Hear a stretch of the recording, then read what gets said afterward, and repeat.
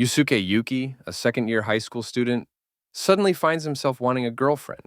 Romance has never crossed his mind before, not since his father's death back in middle school.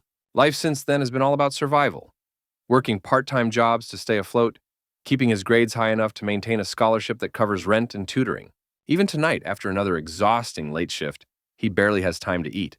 But despite everything, he's still 17, and now that thought won't leave him alone.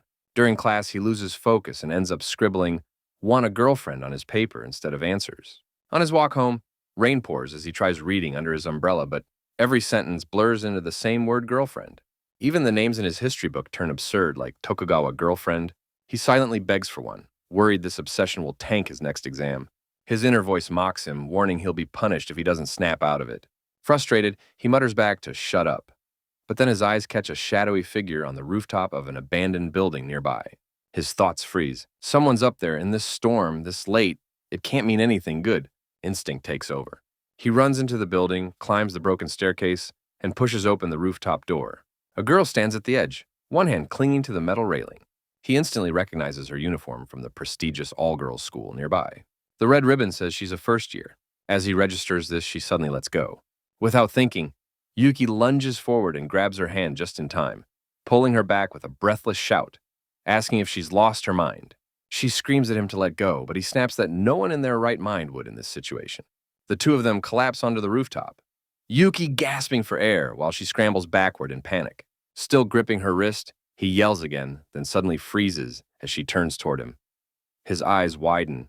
She's cute. He quickly shakes the thought off and demands to know what she was trying to do. She stays silent, avoiding his gaze. Standing up, he pulls out his phone and wonders aloud whether to call her parents or the police.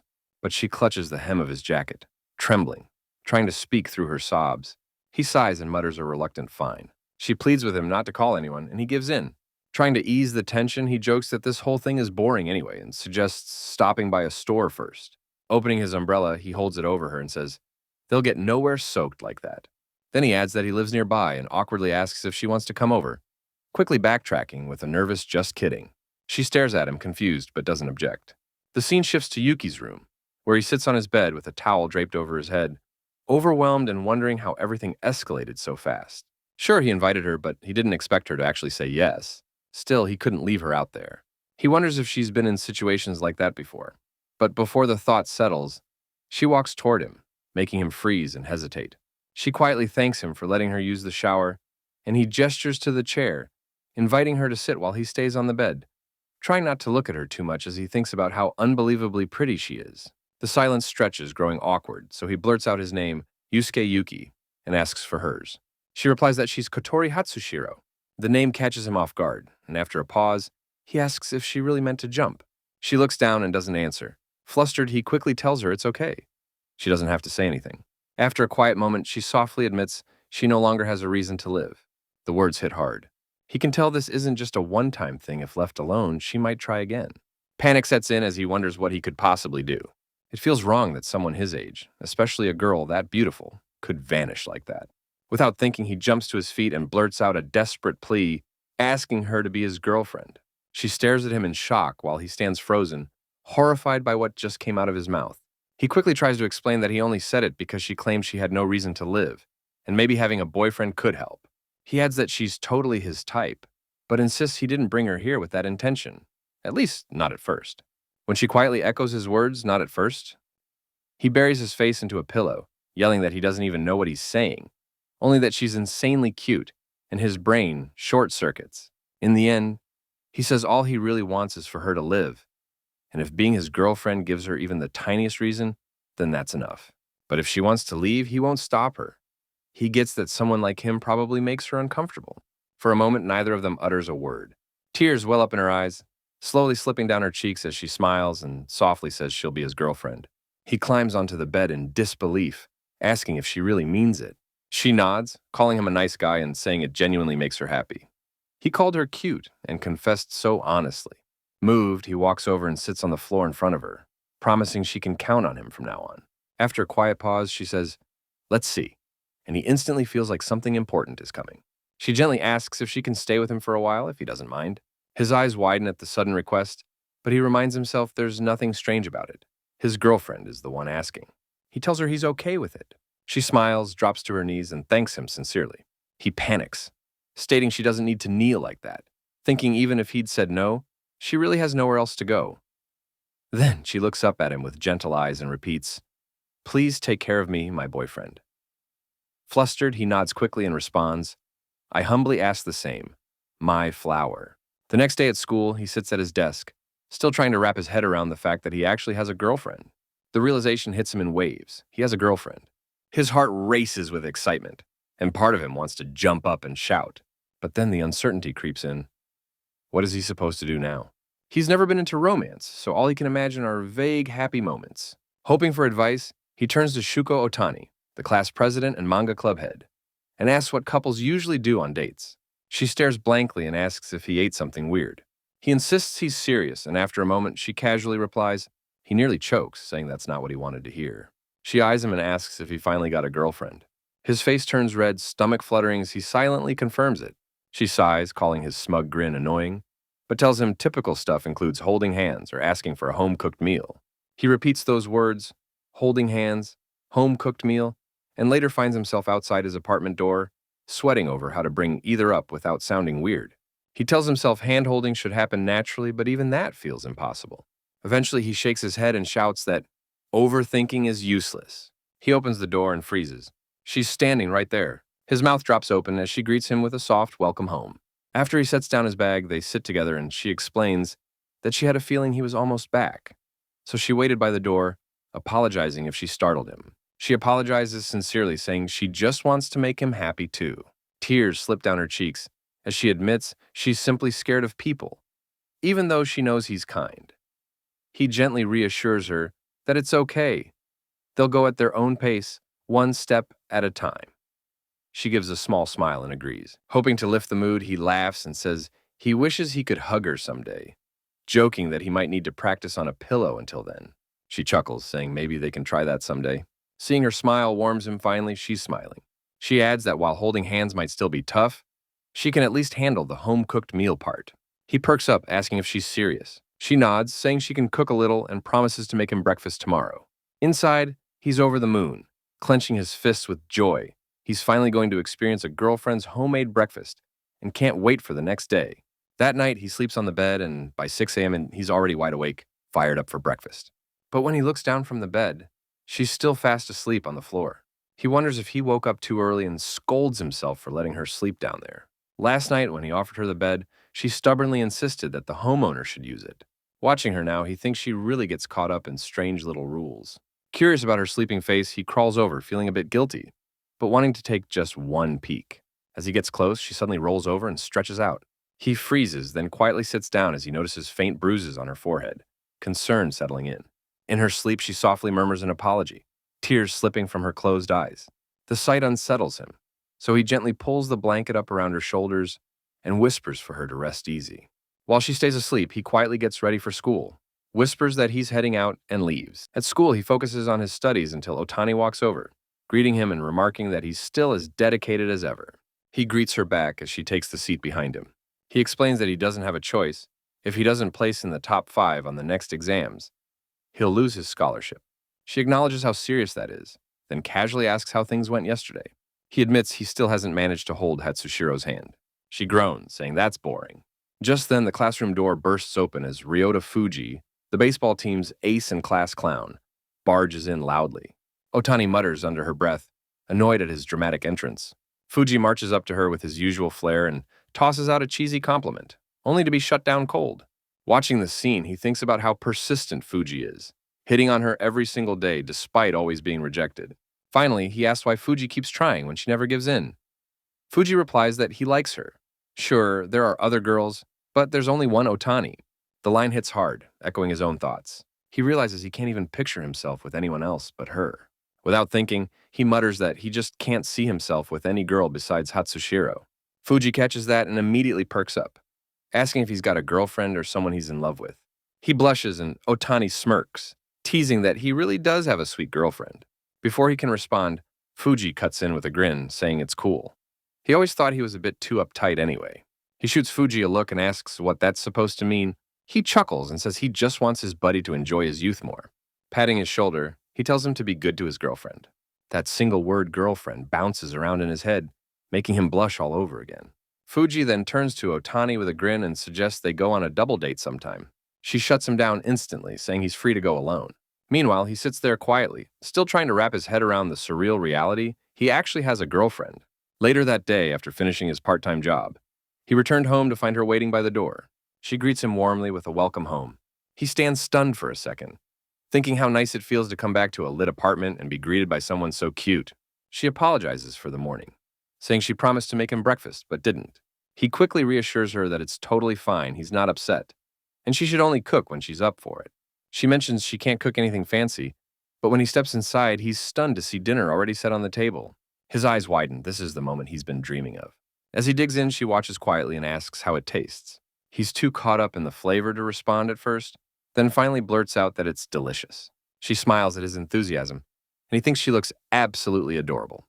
When he asks for seconds, he gives a small bow while holding out his hand. She playfully bows back, and in that moment, their hands brush. He quickly pulls back, apologizing and offering to serve himself. But she gently places her hand over his and quietly admits she might have lied, maybe she is still scared, but right now, all she feels is happiness. She asks if they can stay like this a little longer because it feels warm. The two of them sit there, holding hands across the table in silence. The next day at school, he sits at his desk with a soft smile, thinking to himself how unbelievably cute his girlfriend is. Sitting nearby, Otani hears him and mutters that she couldn't care less.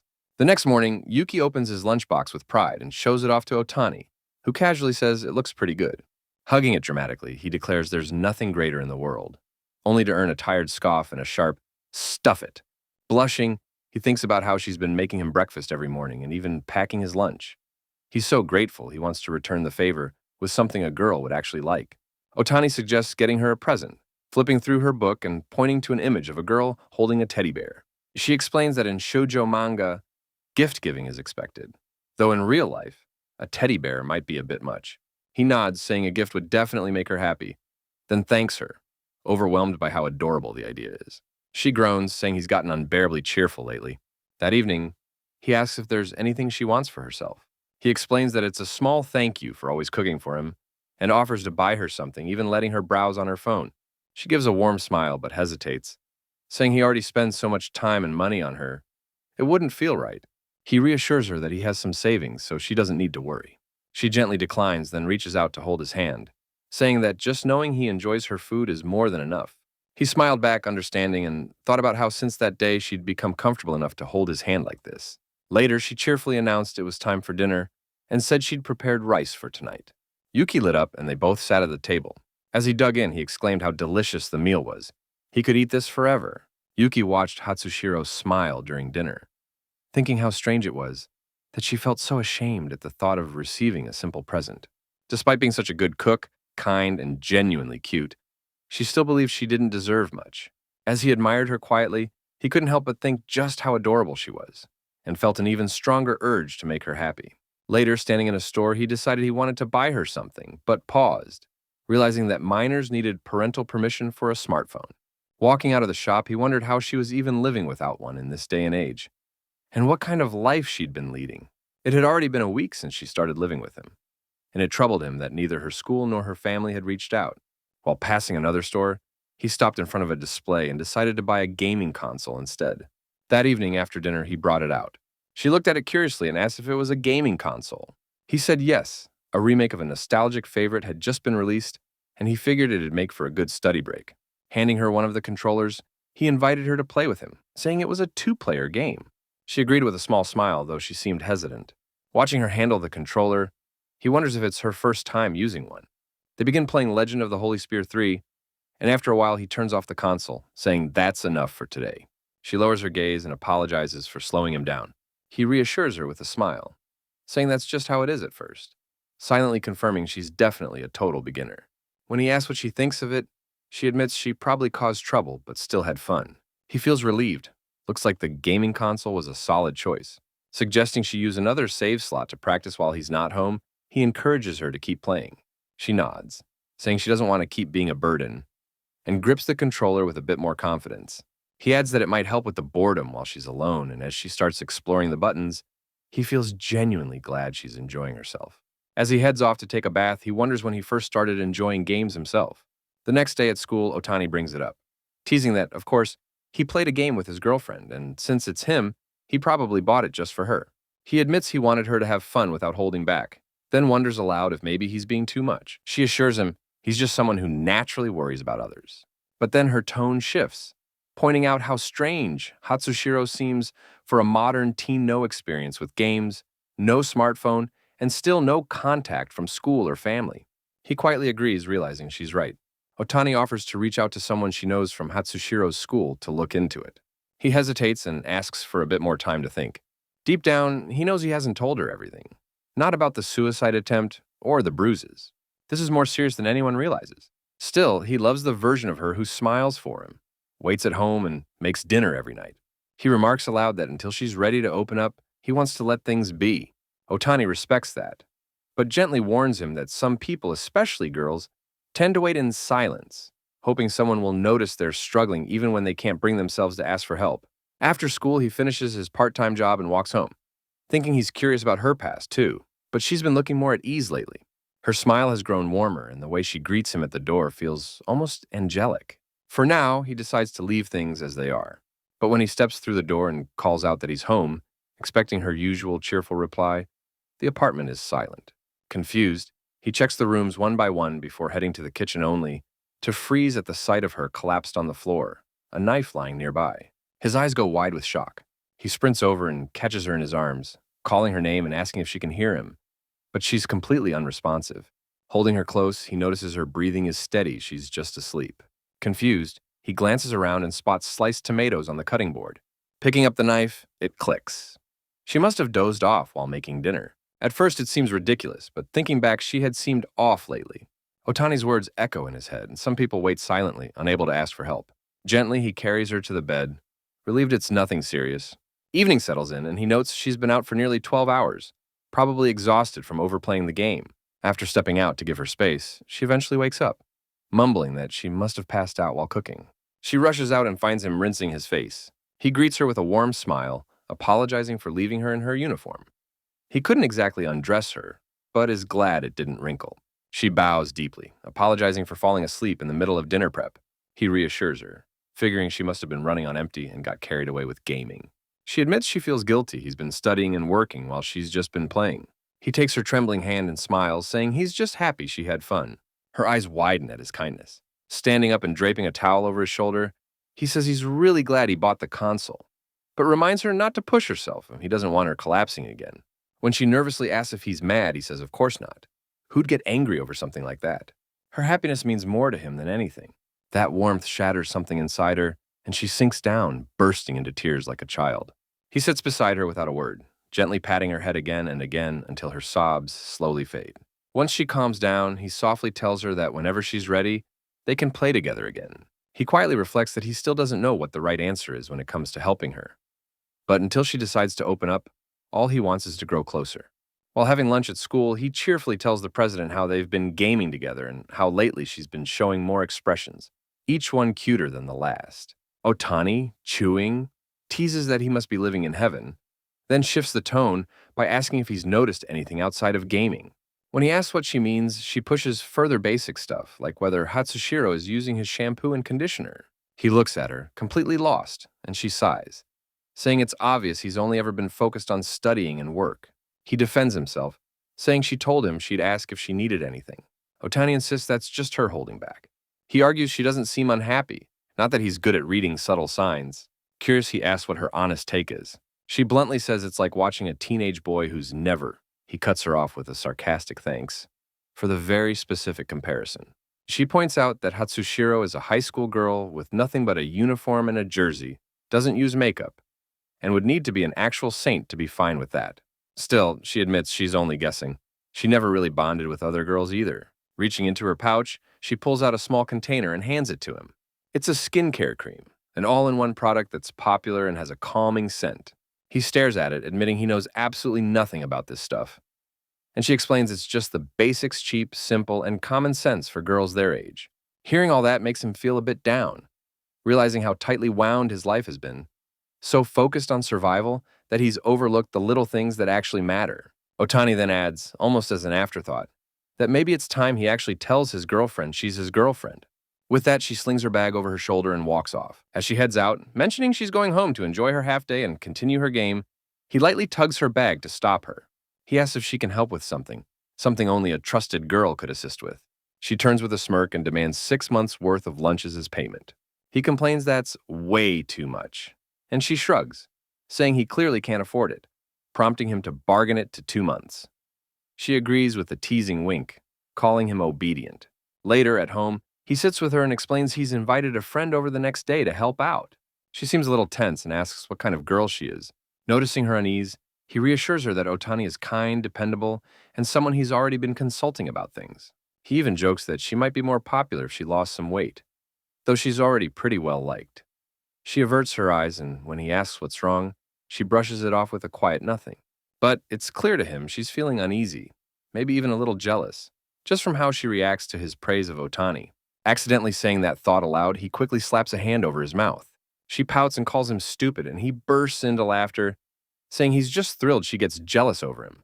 In retaliation, she pokes his side right on his ticklish spot, and he nearly collapses from laughter. She keeps teasing him, gently jabbing at his stomach while he writhes and squeals, completely overwhelmed by how painfully adorable his girlfriend is. The doorbell rings, and when Otani steps inside, she freezes the moment she sees her and blurts out that this can't be real.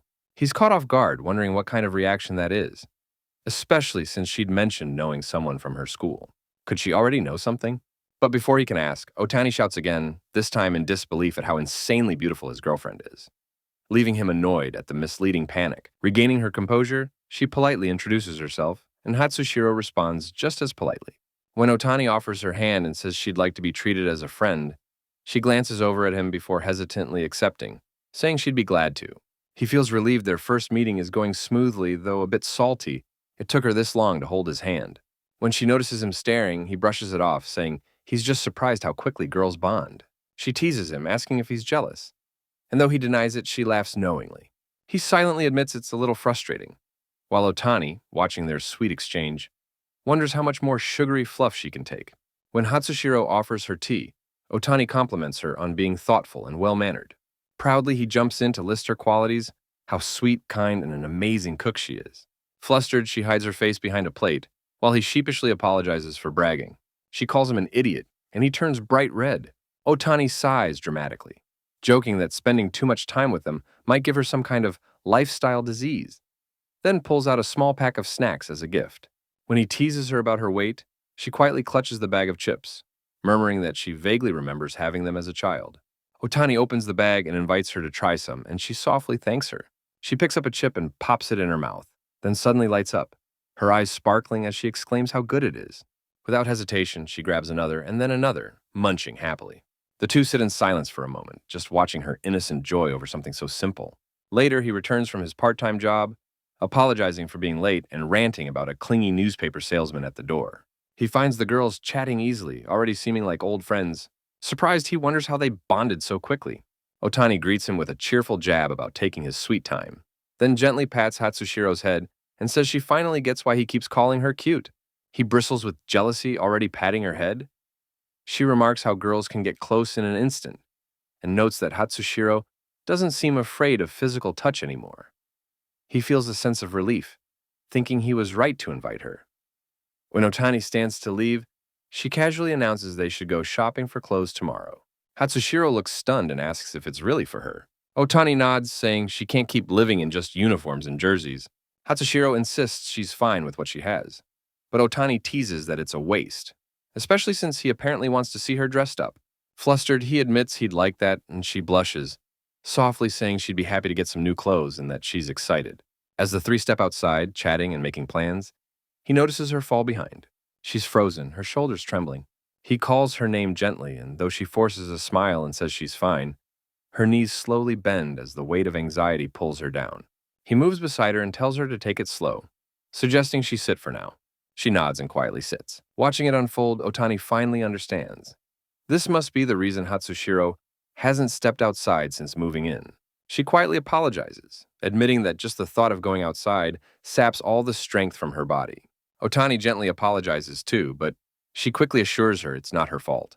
He suggests they stay in and take it easy for today, and Otani agrees, saying they can always go shopping another time. But she lowers her gaze, embarrassed, and says she wants to go.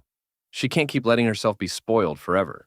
He reassures her there's no pressure, but then she shyly confesses that she wants him to see her dressed up. Touched by her honesty, he smiles and holds out his hand, offering to walk at her pace. As they head out, he gently wraps an arm around her shoulders, steadying her. For the first time in ages, she steps outside, her eyes wide with wonder as she takes in the world around her. Otani beams and wraps her in a proud hug, praising her effort. She turns to him with a glowing smile and softly says she loves him so much. Inside the bustling mall, he shifts uneasily in the weekday crowd, glancing at her and hoping it's not too overwhelming. She looks around with wide eyes, clearly unsure of herself, while Otani, unfazed, leads them into a store and casually asks what kind of clothes she likes. She stays quiet and he realizes she's just as lost as he is. Neither of them is familiar with this kind of place. Still, he watches Otani getting a little too chummy with her and feels a stab of jealousy. Even if he knows nothing about fashion, he genuinely wants to see her in something casual. Otani tells her to pick whatever she likes, and she timidly points at a mannequin. He immediately offers to buy the full set, but Otani stops him, saying it's too close to a school uniform and they should try something more unique.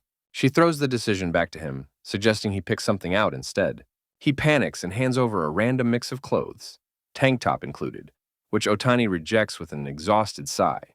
Taking over, she promises to find something cute that suits her.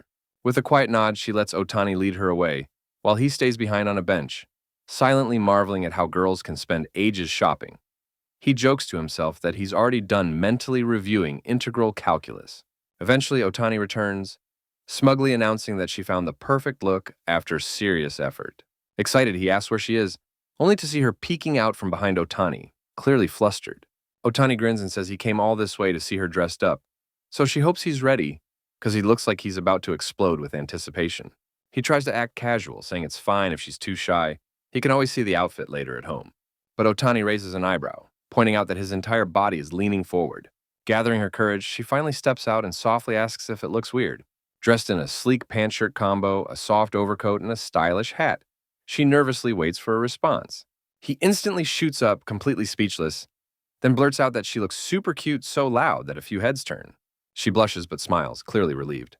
He can't stop staring, amazed at how a few changes make her look even more beautiful. Otani explains her choices: gray pants to match her composed aura, mules for elegance, and a shirt with a soft collar to round out the look. But he barely hears her, still dazed, muttering again how cute she is. Otani smirks, saying he's already said that 5 times and might want to stop before Hatsushiro collapses from embarrassment. He apologizes and gently brushes her hair aside, but she just smiles, saying she's happy he likes it. Inside, he's absolutely losing it. He wants to hug her so badly. But before he can make a move, Otani slaps a hand on his shoulder and says she's not letting him walk beside such a stylish girlfriend while looking like a broke student. It's his turn now. As Hatsushiro sips tea, Otani drags him off and shoves a pile of clothes into his arms, telling him to try them on. Overwhelmed, he asks if she's even thinking about the choices or just grabbing anything, and she laughs, folding her arms and saying that compared to Hatsushiro, nah, just kidding. He's tall and sturdy, so it'll work. He casually mentions being in a sports club back in middle school and doing manual labor for his part-time job. But she smirks and jabs that if his face were just a little more charming, maybe he'd actually be popular. He gasps, calling it a total diss, but she shrugs, saying someone out there probably likes his face maybe. Then she waves off the banner and tells him just to try the clothes already. He sighs and ducks into the changing room, grumbling about how tight the jeans are. From outside, she mocks his struggle, saying tight jeans aren't some noble act of love, and he'd get smacked by women everywhere for whining about it. Then her voice shifts to something gentler. She brings up Hatsushiro, saying it's clear now she's carrying a heavy burden. She doesn't know how the two ended up living together, but she can guess it started with a rain-drenched girl, weighed down by sorrow. He quietly admits that's basically it, though he leaves out the full truth. She tells him she understands why he's avoiding the details and promises to respect that, but confesses she's grown fond of Hatsushiro and plans to look into things herself. If he doesn't want to know what she finds, she won't tell him. It's that simple. He looks up with a small smile and says, she really is a good woman. She flips her hair dramatically and says, obviously one of the best in the world. Then she snaps back to business, asking if he's done. He steps out in an oversized sweatshirt and slim-fit jeans, standing stiffly as he asks how he looks. She falls silent, completely taken aback. He fidgets and urges her to say something, worrying aloud that if she stays silent, he'll assume he looks awful. She finally breaks into a smile and says, He looks way better than she expected. Flustered, he turns away, muttering that it must be pretty good, then blinks as she suddenly starts walking off. He calls out, asking where she's going, and she casually replies that her prep course is about to start. He raises a brow and reminds her she recently pulled an all-nighter at a family restaurant, drawing manga. She smirks and plays coy, saying maybe she did, maybe she didn't, but right now, he should show his new look to Hatsushiro. There's still time, so he should take her for a walk or something. Might as well enjoy the moment. Waving a quick goodbye, she heads off. He watches her go, stunned, slowly realizing she'd been thinking of them the whole time. No doubt about it, she really is one of the best women in the world. He calls out a sincere thanks and she waves without turning around. Gripping the bag with his new clothes, he smiles to himself, deciding to follow her advice. He steps out of the store, heart pounding at the thought that this will be their first real date. Yuki rushes through the crowd, heart thumping as he imagines their hands intertwined like the couples around them. It's silly, but the thought sends a flutter through his chest. This really feels like a date. He spots her at a cafe table and waves, hurrying over with an apology for the delay. She peeks up, then quickly lowers her eyes, murmuring that maybe the outfit doesn't suit her. He tries to reassure her, but she admits she looked away because he looked too cool. They both flush red, swallowed by silence. Mentioning Otani's early exit due to curfew, he hears her murmur that she should thank her again. Trying to break the tension, he excuses himself and slips into the restroom, staring hard at his reflection. Regret weighs on him. If only he'd reached for her hand earlier, maybe they'd be walking together right now. He gives himself a quiet mental slap and heads back with a resolve to reset the mood. But as he nears the table, his breath catches. Two unfamiliar men stand beside her, leaning in with casual arrogance. Their voices smooth as they ask if she's eaten and offer to treat her. She sits stiff, head lowered, saying nothing. Then one of them, annoyed by her silence, raises his hand toward her shoulder. Before the man's hand can reach her, Yuki appears in an instant, grabbing his wrist midair with a calm but cutting tone as he warns him not to touch her. Both men freeze, startled by his sudden presence and the seriousness in his eyes. Hatsushiro looks up, surprised. The man yelps in shock, but Yuki twists his wrist just enough to make his point. The second guy raises his voice, demanding what's going on. But before it escalates, a tall figure steps in Fuji, Yuki's towering friend. With a relaxed grin, he greets Yuki, then glances at the two men and asks who they think they are.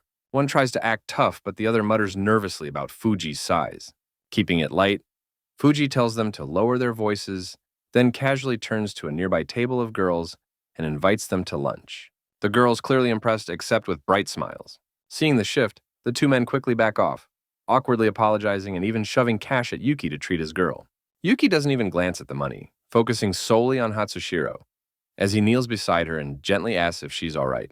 She nods, admitting she just got nervous, then bows deeply to Fuji and thanks. Yuki expresses his gratitude too, but Fuji waves it off with a grin, saying he owes Yuki more than a few favors. Yuki watches him and wonders, not for the first time, how he came to have such a loyal friend. Fuji casually brushes it off, saying those girls probably wanted to be hit on anyway, so it all worked out. Then he turns to Hatsushiro and asks if she's really Yuki's girlfriend. When she nods shyly, he raises his brows, impressed, and says, "She's way cuter than how Yuki ever described her." He beams, proudly confirming it, only for Fuji to jokingly ask Hatsushiro what she thinks about dating him instead. Yuki's smile drops instantly, clearly unamused. His buddy laughs at his reaction, but before things get awkward, Hatsushiro quietly calls Yuki so kind that she feels undeserving. Yuki turns red, too flustered to respond, while Fuji grins and says he's just kidding. He's got Otani to handle anyway. Then he leans in and whispers to Yuki that she seems like a good one, and Yuki agrees. With that, Fuji waves goodbye and strolls off toward the other girls. Hatsushiro states he seems nice, and Yuki nods, saying they get along well. She hesitates, then admits she's a little jealous and would like to see more of Yuki at school. He flusters again, then suggests they walk around a bit since they're already out. When she asks if this is a date, he gives a small nod and holds out his hand. She smiles and takes it, but after a few steps, her legs wobble and she nearly falls. He catches her quickly alarmed, but she insists she's fine, just a little dizzy. Figuring she's still rattled from earlier, he tells her not to force herself. She tries to smile through it, saying she wants to spend more time with him. But he gently says they should head home and that resting is okay too.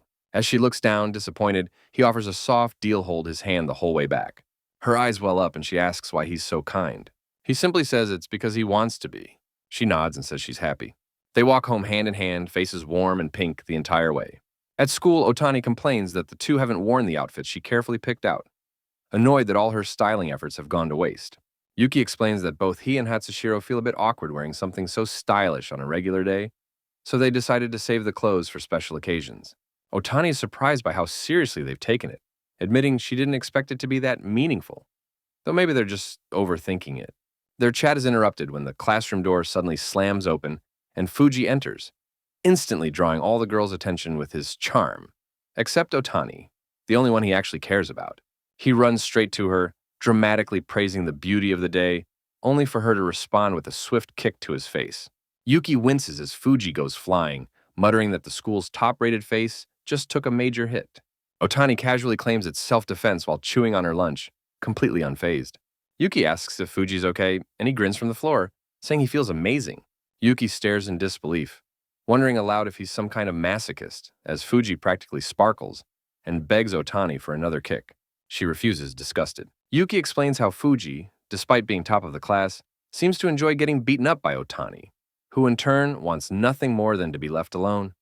They're the most mismatched pair ever. Out of nowhere, Fuji remembers something important and tells Yuki the principal wants to see him after school. That afternoon, Yuki walked through the quiet hallway, confused about why the principal would call him directly. Usually they only exchange friendly small talk, and he's never been in trouble. As he steps into the office, the principal welcomes him warmly and apologizes for taking up his time during school hours. Yuki says it's no issue and asks what it's about. The principal gestures toward a man sitting silently at the back of the room. Yuki turns around to find Fuji sitting next to a man who greets him with a firm, confident handshake.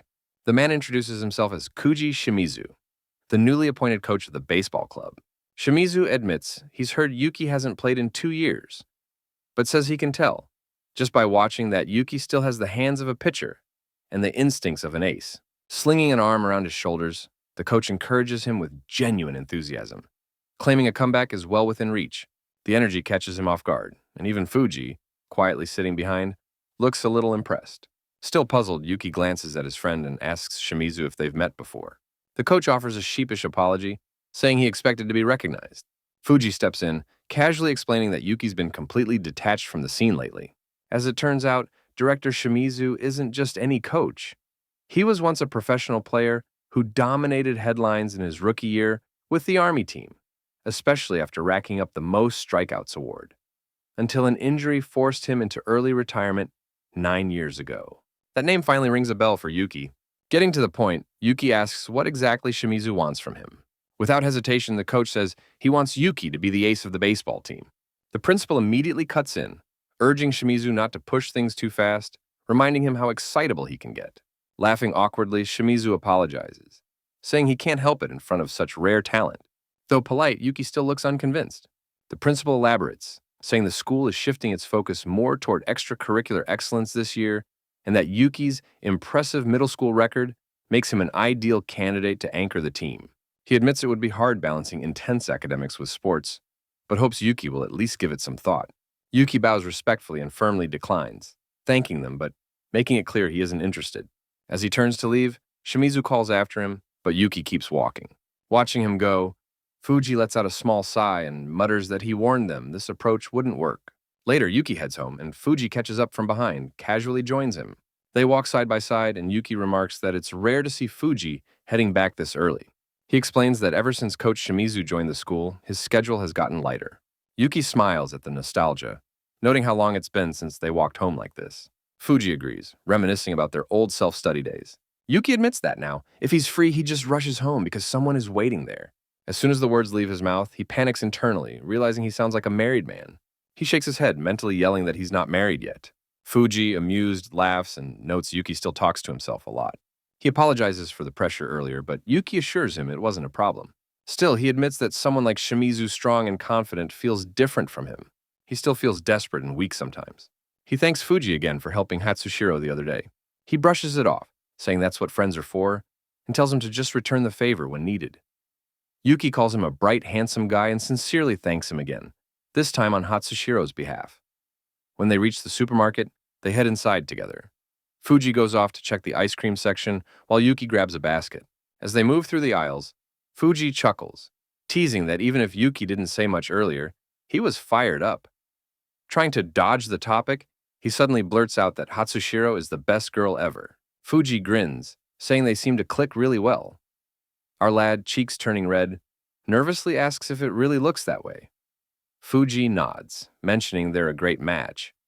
Yuki lights up, proudly agreeing and offering to buy Fuji some ice cream as thanks. Fuji laughs, noting his friend is too easy to please. As they continue walking, Fuji suddenly freezes, nudges him, and points ahead. There, in the middle of the produce aisle, is Hatsushiro holding a bunch of vegetables. He approaches her and asks what she's doing there. She greets him and Fuji, then explains she wanted to try shopping alone and keep dinner a surprise. He's touched, holding back tears as she recounts the happiness she felt, seeing him enjoy her food. She gently brushes his hair and calls him cute. He blushes and thanks her. Fuji, stuck between them, awkwardly asks to be included, and Yuki laughs, suggesting they keep shopping. He helps carry her basket. They chat about buying eggs and soy sauce, slipping into a rhythm that makes Fuji comment that they seem more like newlyweds than a couple. Yuki responds that he just visits often for lunch, though he keeps their living arrangement to himself. Fuji then suggests a stop at a family restaurant. She agrees, stating she wanted to thank him properly. At the restaurant, the three browse the menus. Yuki asks what she's ordering, and she quietly points to hotcakes from the kids' menu. He's surprised, offering alternatives, but she insists it's what she wants. Yuki nods, and Fuji calls the waitress to place their orders. Once she leaves, Yuki teases that even she blushed. Fuji's still too popular. He downplays it, mentioning that there are plenty like him, but Yuki groans that the modesty is getting annoying when guys like him seem good at everything. She gently adds that she agrees. Fuji is amazing and thanks him again for that day. Smiling, he replies that it's only natural to help a best friend's girlfriend. Yuki, still curious, hesitates before speaking. Fuji gestures for him to go ahead, but before he can, she quietly interjects. She wants to know more, too, about him. A faint blush rises on her cheeks, surprising him. Fuji bursts into laughter, teasing that her feelings are obvious. He begins recounting how they first met during a spring tournament in their second year of middle school. Back then, Fuji was batting cleanup, confident and coasting. Yuki, just a first year, took the mound with sharp form and intense focus. Despite not being in a club, he dominated, crushing Fuji's team with a triple that brought in 3 runs. Later, Fuji passed by a park and found him practicing alone, endlessly repeating a pitch that already looked perfect. When Yuki tossed him a ball and offered a casual apology, he didn't even recognize him. Even now, when reminded, Yuki tries to deflect just as the waitress arrives with their meals. She smiles, noting the impression Yuki must have left, and wonders if that makes him a kind of benefactor. Fuji grins and admits he quit training just 3 days later, which leaves her confused. He explains that people had always called him a genius. Life had been effortless, empty. But watching Yuki, who surpassed him in both baseball and studies through sheer effort, made him realize he never truly pushed himself. Maybe he never wanted to. Now, he just enjoys the ride, calling Yuki his benefactor again and joking about turning this into a routine over good Neapolitan pasta. Yuki eventually asks why he still plays if he doesn't even enjoy it. Fuji simply shrugs, it doesn't matter. That evening, Yuki struggles to study, his father's drills echoing in his mind. He pushes through and finishes. Nearby, she waits quietly, offering him tea with a gentle compliment. Sitting side by side on the floor, their hands touch. She traces the calluses on his palm, softened now but still marked by years of baseball. He admits they've mostly healed. She murmurs that it must have hurt. He blushes, then takes her hand and calls it beautiful for all the work it does. She thinks of her own, rough from chores and cooking, but he thanks her with a warm smile. Tears suddenly fill her eyes. He lets out a soft chuckle, brushing her cheek, and gently asks what's wrong. As they sit close, she softly asks why he gave up baseball. He teases her, wondering if she's truly that curious, and she nods, saying it's not just about the sport, she wants to understand him better. Noticing the way she nervously twirls her hair, a habit she shows when uncertain, he gently tightens his grip around her hand. She notes he seemed distracted during studies today, and when he asks how she knew, she smiles faintly and remarks she's always watching him. Her words make him blush. She brings up his father with care, guessing the reason he quit might be tied to those memories, and gently suggests that talking about it might help. He hesitates, then asks if she's heard of Hoshi Tetsu. When she nods, he begins. His father passed away in middle school. Like Hoshi, his dad followed a strict old-school mindset. Not abusive, but relentless, no breaks, no excuses. His philosophy was simple. Hardship builds strength. That's the kind of pressure Yuki grew up under, and it turned him into someone who never backed down. She quietly calls that admirable. He continues, adding that baseball was like breathing to him back then, his whole life, until the day his father died. After that, time just blurred. He doesn't even remember what caused it. Maybe something with the heart. But what sticks is the funeral. His mother and sister cried. He didn't. If he had, maybe he'd remember more. His voice lowers as he glances at the clock, noting it's already late and they should rest. But just as they're about to move, she looks up and gently asks if the reason he quit was because of trauma. He stares blankly, repeating the word under his breath as if testing how it fits, then silently turns to the wardrobe and begins pulling out sheets and bedding. Every day used to be about getting better at baseball, but at some point, the drive just disappeared. Even when he wondered why he never went back to it, he could never bring himself to pick up the bat or ball again. As he clears the shelf, his hand pauses on a small pack of his old baseball gear, still packed away since the day his father died. He lowers his voice, apologizing for not telling her earlier, but before he can tuck it away, she steps in front of him, takes the glove from his hand, announcing with quiet determination that they'll play catch tomorrow. The next day, the two of them stand on an empty field under the wide sky wearing gloves. He asks why she suddenly wanted to play. She replies that just felt like giving it a try after hearing everything. When he asks if she's ever played before, she admits she hasn't, though she's watched it. Her first throw is clumsy, but he catches it without trouble, calling it decent for a beginner. Shift the axis of the ball, though he's out of shape. When she catches it again, this time more smoothly, he raises an eyebrow and praises her reflexes. Says most beginners miss direct throws, but she's already returning it cleanly. She lights up at the compliment, asking if he really means it. As she tosses it back, he notices the distance between them, not just on the field, but the emotional gap that's been quietly closing. He murmurs that his dad wouldn't have scolded that last throw. And memories start flooding in his father's voice, reminding him not to throw with just the arm, but to rely on the legs, to move with rhythm, to trust the fingertips. Though his technique is rusty and the image faint, muscle memory takes over. Guided by echoes of his past, Yuki plants his feet and hurls the next pitch with everything he has, imagining his dad watching from beyond the sky. The ball slams into Hatsushiro's glove, knocking her off balance. He rushes over, panicked, but she laughs from the ground. It actually felt kind of good. He jokes that maybe Fuji's strange habits are rubbing off on her, but when she suddenly goes quiet, he stops short. She softly points to his face. He touches his cheek and realizes he's crying. All those half-forgotten memories flood back. His dad's strict but oddly warm advice, the pride in his eyes, the quiet joy they shared through baseball. Maybe that's why he loved it so much, and why everything stopped after his dad was gone. He awkwardly tells her not to mention it to Fuji. She gently replies, "Me too." But when he asks what she means, she quickly brushes it off and says they should keep going. He agrees, and she grins, asking him to make her hand all jittery again. He promises to go easy this time, and she pouts. He watches her for a beat, wondering if something wild just got awakened in her. She hurls the ball back and casually asks why he's been studying so hard after quitting baseball. He reveals that he wants to become a doctor specifically to help people in rural areas. Back then, when his dad collapsed, they lived so far out that the ambulance didn't make it in time. His father probably passed on the way. He doesn't want that to happen to anyone else. She smiles, calling his dream amazing. Without thinking, he blurts out that he loves her and thanks her. Her next throw veers off wildly as she freezes. He laughs, asking where she was aiming, and she stammers, blaming his sudden confession.